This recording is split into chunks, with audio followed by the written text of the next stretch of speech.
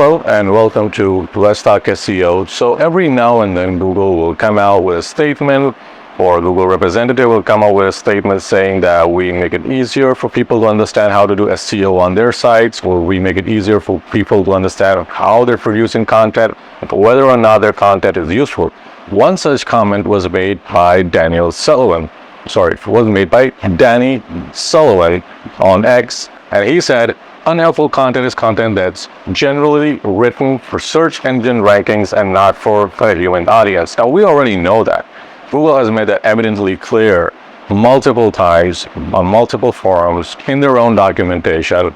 When Danny Sullivan adds a little bit of extra to it, and even though it's not outright evident if you just read his X or his tweet, but it becomes evident once you start thinking about it. What I'm going to do in this video is I'm going to break this tweet down into what he really means, and it's really an extensive tweet that goes into some of Google's own documentation so that you can understand if you're producing helpful content.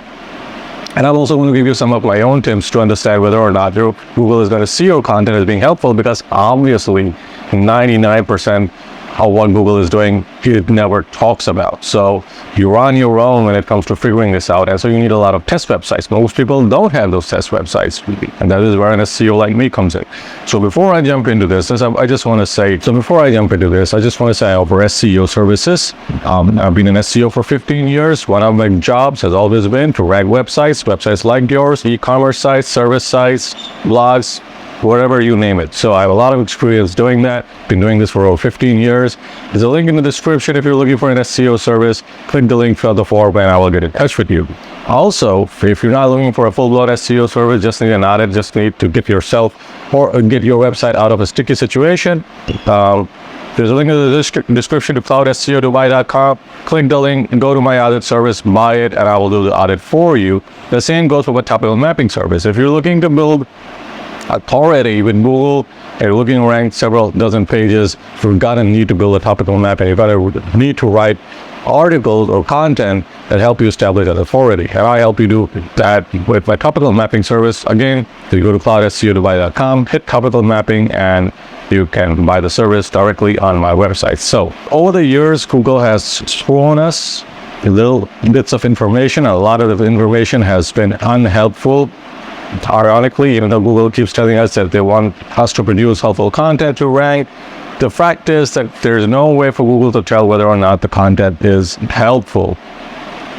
Google is a pattern matching algorithm. I said this many times before, and when you look at what Google is saying in the context of what I'm saying, that is a pattern matching algorithm, it should turn on that light bulb in your brain. So Danny Sullivan writes, so if you wrote 20 fun things you can do today because your primary purpose is doing so, that would typically rank well for fun things rather than being something you typically write about, that can be a sign that you're producing unhelpful content.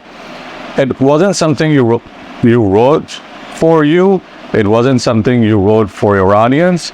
It was something you wrote for search ranking purposes, and that often can align with unhelpful content.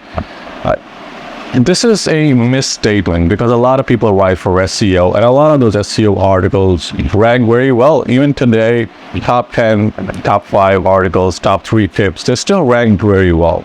It's not that Google has cracked down all these types of articles, but what they're saying here, or what Danny is saying here, is that if one of these articles, or 2 or 3 of these articles jump out of your website out of the blue, and you typically don't write these types of articles, you don't typically write listicle articles, then you're going to have a problem ranking these articles, because Google will see them as being unhelpful content being produced by your website for ranking purposes. Now, I'll go into explaining this as we move on, but just hold that thought. Then he goes on to say that I think the difficulty with tools is that it causes people to look too much at the score rather than the actual practice. And he's throwing shade on tools like Surfer SEO, Phrase, Muse, Market Muse, so those kind of, and becomes, well, maybe if I can change these words to add that to this, or to rather than who, how, and why I'm producing this content for, which is what our guidance has tried to help people focus on. Interestingly, this is doing exactly this,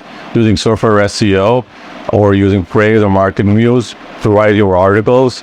I'm looking at the score, even though I'm not a big score chaser, but actually doing this as chasing a decent score by adding relevant keywords or to your article helps them rank, because access on Google search engine still works. As of this statement right here is not exactly truthful. And again, I say that they don't want people to be using tools like Surfer SEO to begin with, because what Surfer SEO does is it sort of mimics what Google does. So Google is a pattern matching algorithm. Surfer SEO looks at pattern and top ranking content, or the content that you choose as ranking, and it looks for pattern in terms of keywords, layout, headlines, that kind of stuff. And so what you're doing is you're mimicking what Google would mimic, if that makes sense, or would copy, or would copy match, and to produce your content. And Google doesn't want you to do that, because what's going to happen is that when you do, when a lot of people start doing this, Google is going to have a problem ranking a lot of those websites, because for obvious reasons Google can't really tell whether the content is helpful or not. But Google can see a pattern that your page matches the pattern of a helpful page, even though it may not be helpful. I hope this is making sense. Okay, so here's where there's a hint that Google is a pattern matching algorithm, and that is what they're doing. Is he says over here, we look at signals across the web that are aligned with what people generally consider to be helpful content. So people would click on the content, they'll go to a page, so content that receive clicks. So that's point number one. If someone's asking you a question and you're answering it, that's people first content and likely aligned with signals that is helpful. So you're answering the question right away. It's displayed in the description of your page when it's in SERP, so people click on it and go to your page.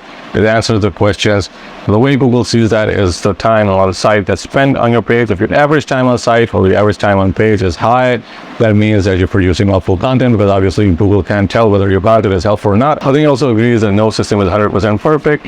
If our process surfaces policy violating content, we always look to resolve it. By improving our automated system, this allows us to better deal with both particular issues that have been detected and approve for related queries and for search overall.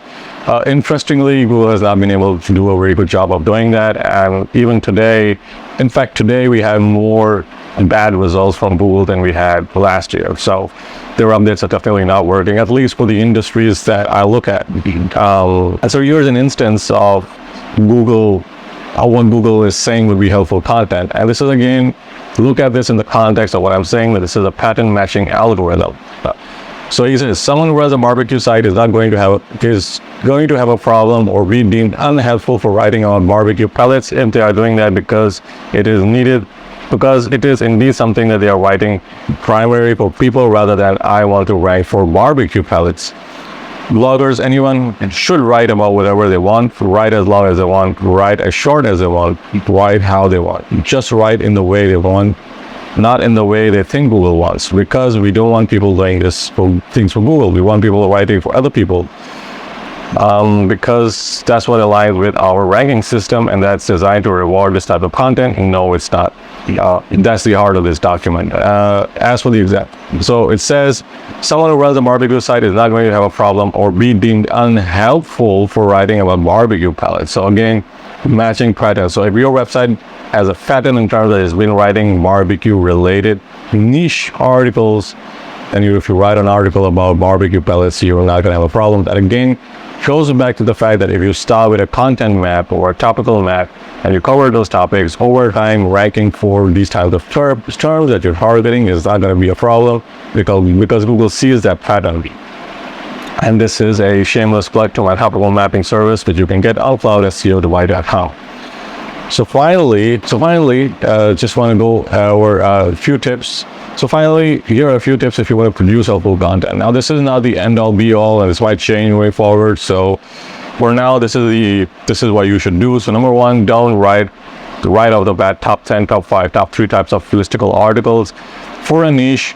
that you're just starting a website for. If your website is 3 to 4 years old, you have 50 to 100 pages around that niche, then you can write those articles, but make sure that they're internally linked correctly and those will rank very well. So that's tip number 1. And tip number 2 is run Surfer SEO. Don't worry about Google. Don't worry about what they're saying. Surfer SEO, Praise, Market News, whatever tools you use are great because they give you a list of keywords that you can target and LSI keywords that you can use within your content and read within your content that will help you rank. So a lot of you, not only will you rank for the main keyword, but for a lot of related keywords that they have pulled from competing websites, which will help you rank. The third tip here is to make sure that your content aligns with all the other content on your website. So what I mean by that is that when you write a page, make sure that it's an addition to a page that already exists. So you're building on a page that already exists instead of just starting a brand new topic. But if you're starting a brand new topic, it's not gonna rank right away. And so if you want to rank, let's say a topic that's best sports shoes, or top 5 sports shoes. So maybe have 3 or 4 articles about Nike shoes, Reebok shoes, other branded shoes. Then have an article about soles, have an article about comfort, have an article about problems runners have, and then have a top 10 article about the best sports shoes, and then you have links from those articles to the best sports shoes articles, and from the best sports shoes articles to those articles or those shoes if you're an online store, and that will help you rank a lot better than just producing the article out of nowhere. So I hope you guys found this useful. Like and subscribe. Leave a comment below if you have a question. And as always, if you're looking for someone to do SEO for you, there's a link in the description. Click the link, fill out the form, and I'll be happy to get in touch with you.